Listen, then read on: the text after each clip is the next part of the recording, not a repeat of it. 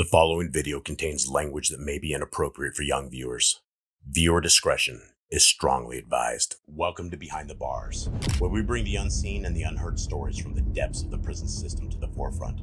I'm your host, Jason Boss, and together we'll explore the madness, the chaos, and the harsh realities hidden behind the steel doors of prisons worldwide.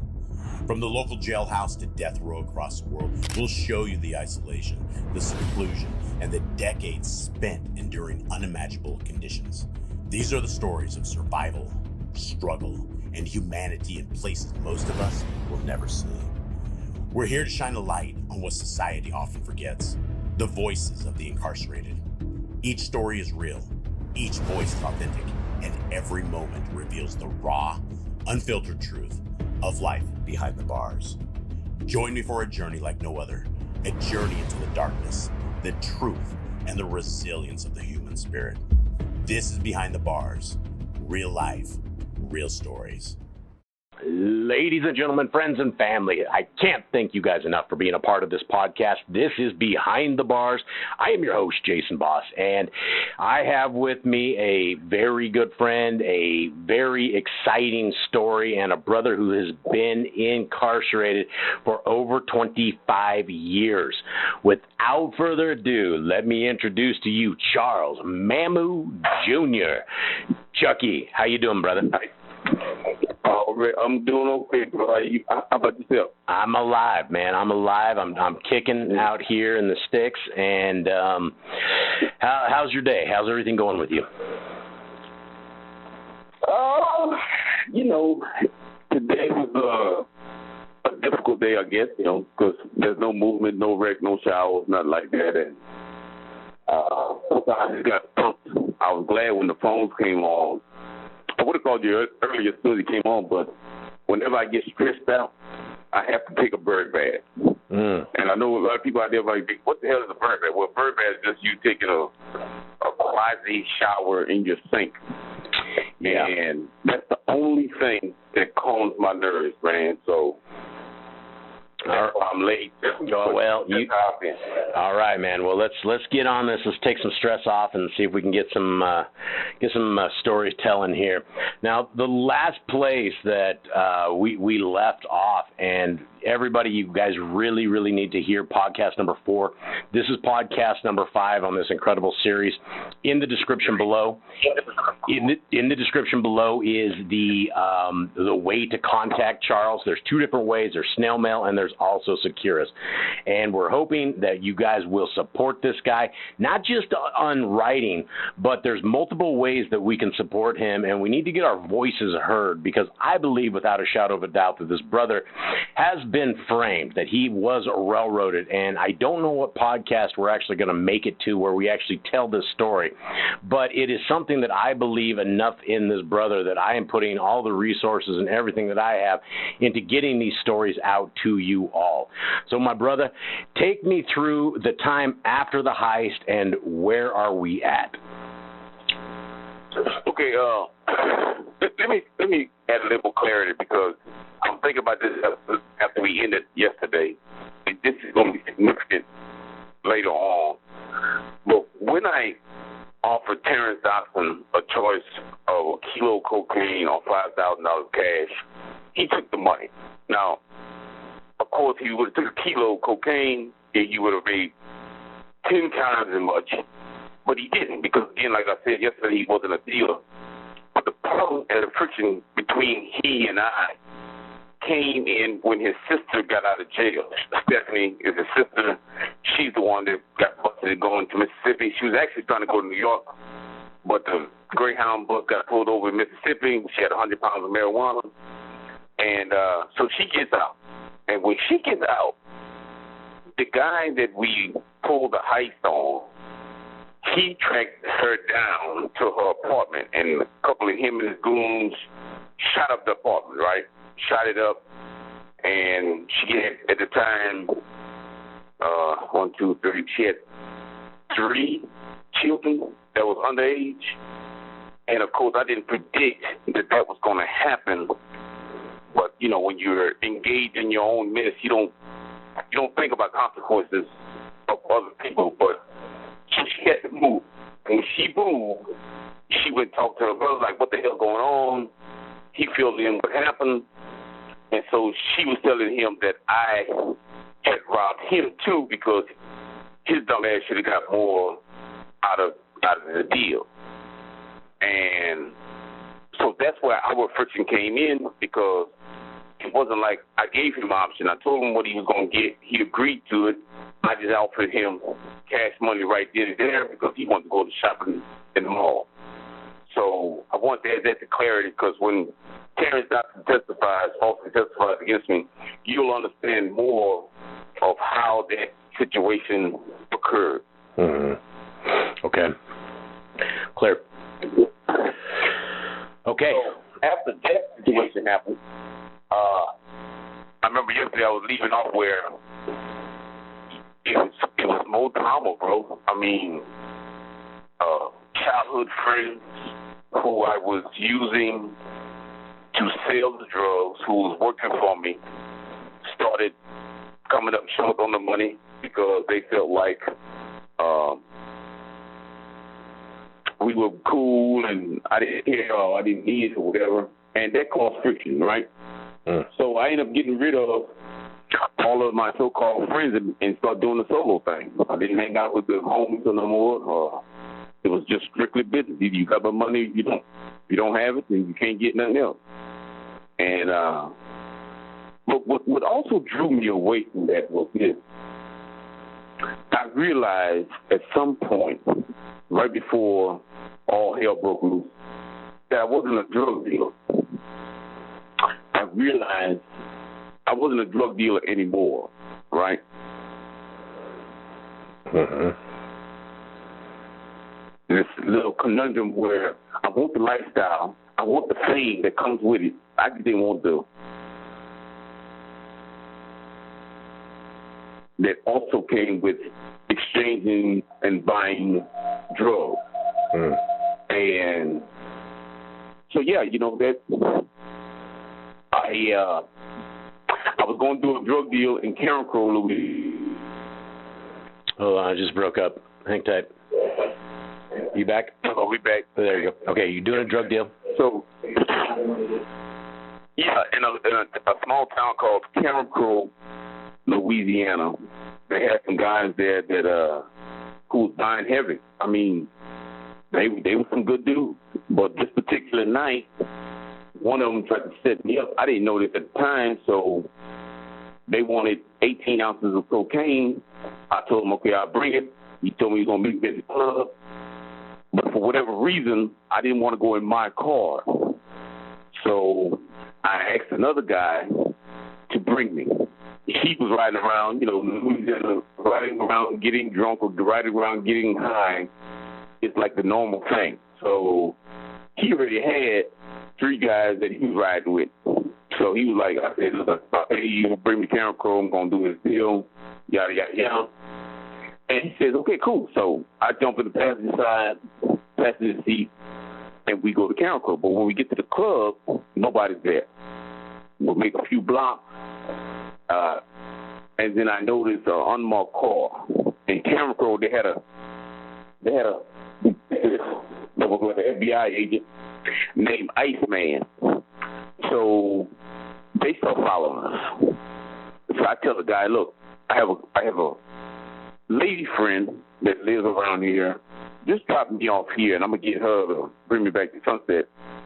And as soon as we pull in front of our house, which her parents hated me, but as soon as we pulled in the house, the cop cars came in from the back, from the front, and yeah. So I tell the guy, the cop ordered him, the driver, to get the car. I said, look, man, whatever you do, man, do not tell them police officers that my real name. He said, all right. I said, look, if they call, woo-woo. So this fool get out the car. It was winter time. Well, not winter time, but it was like late October, early November, so it was kind of cool, little fall weather, whatever. And Iceman gets out of the car, you know, he's all decked out in his little riot gear, whatever, and he tells the guy, he says, who's in the car with you? And that fool says, Charles Mamou, a.k.a. Chucky. And I'm thinking to myself, I just told this mother, you know. So he comes on my side of the window, and he asks me my name. And at the time, a blues song by R&B, by a singer named Tyrone Davis was on the radio. So when he asked me my name, I said my name was Tyrone Davis. The reason why this is significant, because if you pull up my FBI record, it's going to show that my name on the FBI record is Tyrone Davis, and that Charles Chucky Mamou is an alias. And so he said, do y'all have any drugs in the car? I said, nah, we don't have no drugs in the car. So Iceman says, you sure? But the three fools that's in the back seat, one of them is a juvenile. They hide in a kite. So Iceman says, I'm going to call a dog, so you better not be lying. I said, man, we don't have no drugs. I got 18 ounces of cocaine in a bag between my legs. And the guys in the back, they start singing like they on an R&B group, go get the dog, go get the, you know what I'm saying? Crazy. And so he goes, he calls in more cops. So when I saw that he was going to get more cops, I made a rash decision because we was parked next to this gully. It's like a high-end ditch. And I had the drugs in a deli bag. So because it was nighttime, I opened the door, quickly threw the drugs in the gully, went to the back, met the officers in the back to get them distracted, and we all got in a fight, right? And I didn't win. So once they had me subdued, they searched the car, the dogs come. There's like 20 officers outside, and there's no drugs. They just found I had a bunch of money in my pocket. And that's it. So they take me to jail initially for resisting arrest and assaulting a police officer. But here comes this guy. He wasn't even a cop, but he was just a nosy neighbor who comes out to see what the hell was going on. He jumps in the gully and tells the police officer, hey, I found the bag. And so I get charged with 18 ounces of cocaine. But at the time, John Wayne Milton, who again, the same guy that got out of trouble all those other times, I called him and I bonded out the next day. Case dismissed. Wow. So and that was pretty much. I don't want to use the term untouchable, but as long as I was in Louisiana, there was nothing that John Wayne Milton couldn't get me out of. Wow. And as long as you paid him, you wasn't going to get convicted. You wasn't going to go to trial. You wasn't going to do none of that, right? He was a damn good lawyer on both sides, but he ended up being a good friend too. And so more women came, more kids came. But I would say this for the audience, man, because I know how sometimes the truth can sound egotistical or narcissistic at times, but sometimes the truth has to be said, and it doesn't matter how you interpret it. It is what it is, and there's tons of witnesses that can verify everything I'm saying. But I do want to add this caveat, man, that at that time in my life, I was the most depressed I had ever been. I woke up every day unhappy. I woke and I didn't understand why, because I think a lot of times people in the world, we so quick to be moving around in the world, especially in today's time where everything's the internet, computers, cell phones, whatever. I didn't have all that, but I had drama. And I was keen enough to understand that the drama that I was experiencing was drama that I was creating, and it was something that I never was built for. But I forced myself to. So this is why I was always unhappy. If you look at my Instagram or Facebook page, you'll see the materialistic me, but in every photo, I'm not smiling. I'm serious, stone face type guy. And So yeah, I wanted to add that because it may seem glamorous, man, but every day I woke up thinking if the day was gonna be the day I die, or what else is gonna happen, you know?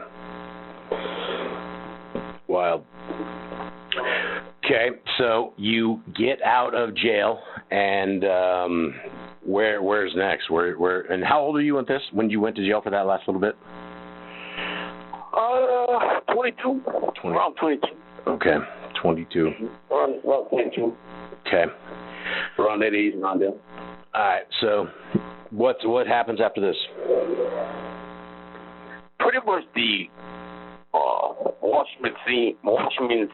washing machine analogy, where it's wash, repeat, rinse.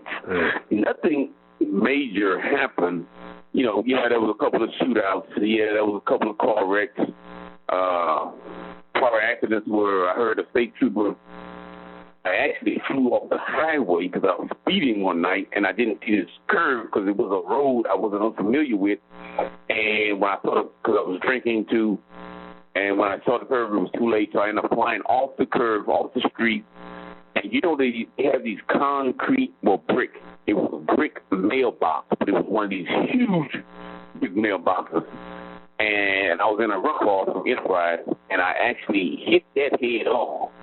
Knocked me out, and I don't know what the hell happened. All I remember is I don't know how much time I was there or what. I just remember hearing a voice say, "No one can survive."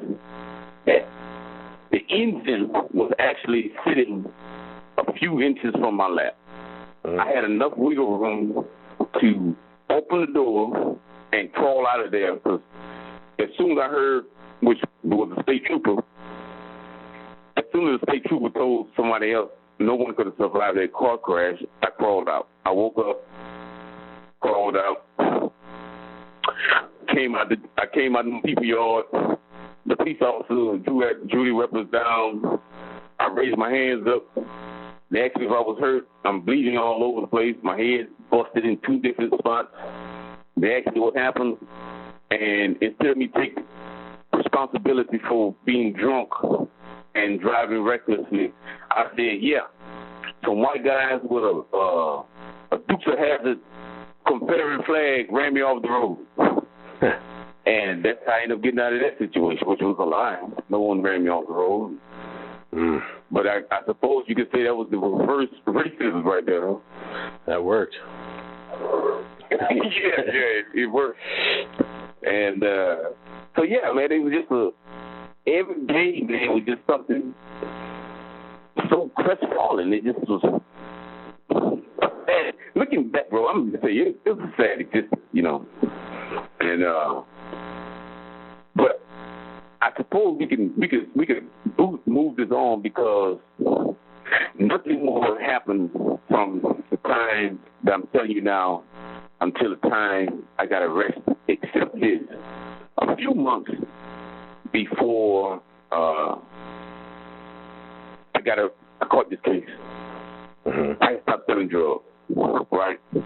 I used to fly from Lafayette Airport to Bush Intercontinental Airport in Houston, and that was a quicker way for me to bring drugs. This is before TSA and all that crazy stuff y'all got going on now. So I put on a suit and tie, briefcase, get on the plane. 45 minutes later in Houston, my dealer would pick me up from the airport. We would exchange drugs in the car. He'd make a circle around the airport, drop me back, and I go back in the airport, sit down, have some cold shrimp cocktails, drink some of that draft beer, and wait for my flight, my one-way ticket flight back to Lafayette, Louisiana.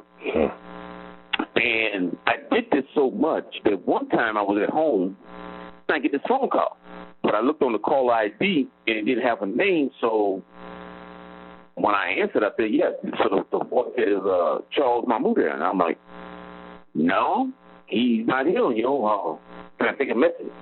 So she was like, this is the Continental Airlines, and we just want him to know that he has, I can't remember how much flyer mile or whatever. But they was offering me a free trip the next time I go to Houston because I had racked up so much mileage. And I'm like, Now, what crazy is, I might have used, because, back then, you didn't really have to show no ID to buy a plane ticket. You had to give a name, though. Mm-hmm. And I remember I used Charles Lewis a lot of times, which Charles Lewis was a friend of mine. I used his name.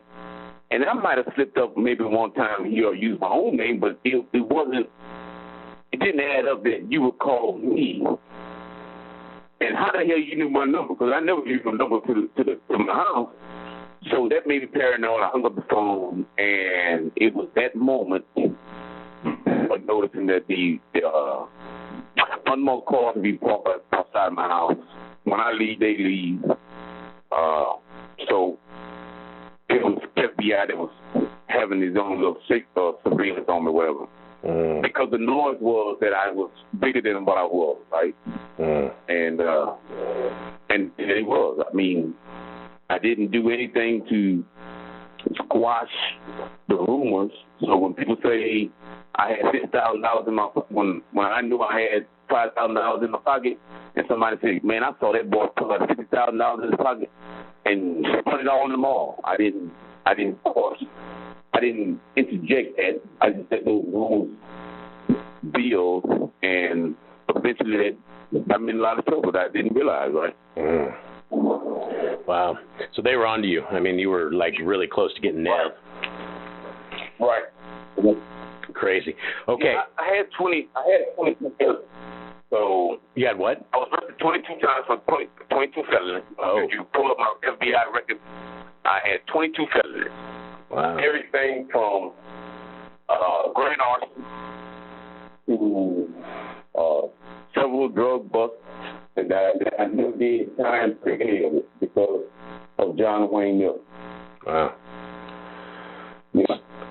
It's like Better Call Saul or whatever it is. There's this guy, there's a TV show nowadays where it's the same thing, I think. Hey, let me tell you something. Here's something that it's not funny, but I find it so humorous, man, because he's actually a Catholic priest now. Wow. I tell people that joke. The quickest lawyer in the state of Louisiana is now a Catholic priest. But he's my brother, man. I mean, I remember when all this mess had unfolded and the shipping chain pulled, and when I came back, he was a DA at the time, and he was arguing cases for other people, and he stopped what he was doing and gave me a hug for everybody. So, wow. Yeah, because he's a big man. Wow. Big man with a big old bear hug. Wow. Okay, well, I think the next step is the actual case that you caught, and I think that we should save that for the next podcast. So, based upon, this, you were talking about your life and that, it's like as high rolling as you were and as high power that you were, it just did not complete you, and that you were sad. It sounds like a bad existence. What can you give everybody out there? What is your final words? What stuff can you give us to change the world and possibly change people's thinking, possibly change a life based upon all of your struggles, all of your madness up to this point? I mean, you're almost being caught by the feds. I mean, you were probably literally really close. They probably were ready to wire you up and do all sorts of stuff. So what can you give everyone? Man, today's society, today's youngsters, like I'm in prison with a lot of these youngsters today, right? Mm-hmm. And they're quick to say stuff like, "You did it, so why you trying to tell me how to live now, right?" Mm-hmm. Now, and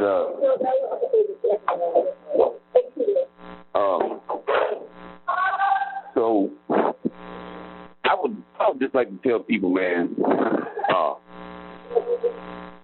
everything that glitters, and I know this is a cliche we all heard, everything that glitters does not mean that you're going to shine. There's a cost for everything. Everything you do illegally or immorally affects you inwardly. Yeah, you might smile, you might pop bottles, drink Dom Perignon and all this old crazy stuff, and for the moment you're happy, but for the rest of your time when you're alone, you're not. And people should not want to put themselves through the drama just for a moment of pleasure.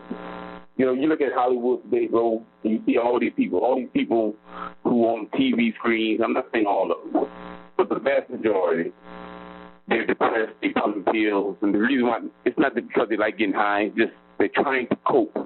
I have children who use drugs, right? Beautiful children, educated children, but they're trying to cope from some type of trauma where they feel neglected, unloved, or unappreciated. And we can solve many problems, but can't solve all problems unless we communicate. Sometimes I had this conversation just the other day, matter of fact, and I told my daughter, my oldest daughter, I wish I had someone who would have at least told me I was living wrong when I was in the world. I never had no one like that. Now, it doesn't mean I would have listened. Please understand what I'm saying. I'm not saying I would have listened. But what happened was I had enablers, people who, now, today, they'll tell me that I was wrong. But back then, as long as I was giving them money, helping them out, they didn't care. Consciously or unconsciously, they didn't care what I was doing because I was enabling them. They was enabling me, and I was enabling them. So they were my drug. So for all these youngsters out there, man, look, please understand that something feeling you feel is only because you're not living right. And if you want to live right, communicate, put your ego to the side, and ask for help. Beautiful. Beautiful. All right. Well, I think we're going to pop it on this one. Everybody, thank you very much. The description below has all the information to get a hold of Charles Mamou Jr. This has been a very exciting, very honest interview, and I can't thank Charles enough for all of this. Everybody out there, please support Charles. Please drop him a line. And until next time, my brother, I'll see you later.